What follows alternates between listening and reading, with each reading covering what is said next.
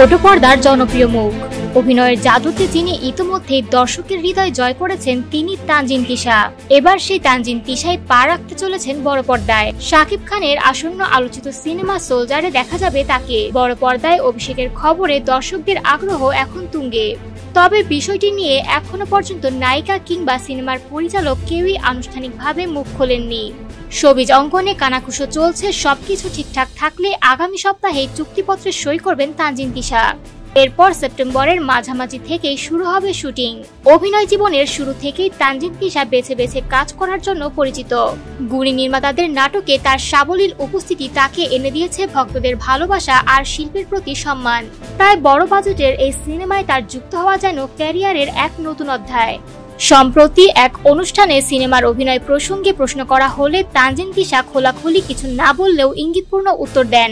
তিনি বলেন, আমার দর্শকরা যেটা চান আমিও সেটাই চাই। আমি সবসময় অপেক্ষা করেছি ভালো বাজেটের কাজের জন্য। চেষ্টা করি বেছে বেছে মানসম্পন্ন কাজ করার। খুব শিগগিরই আমাকে সিনেমায় দেখা যাবে। তার এই বক্তব্য যেন অনেকটাই নিশ্চিত করে দেয় আসন্ন খবরের সত্যতা। আর সেই সিনেমায় নায়ক হিসেবে থাকছেন ঢালিউড কিং শাকিব খান। শাকিব খানের সঙ্গে এই জুটি কতটা সফল হবে তা সময়ই বলে দেবে। তবে একথা নিশ্চিত, তানজিন তিশার প্রথম সিনেমা নিয়েই তৈরি হয়েছে ভক্তদের আলাদা উত্তেজনা।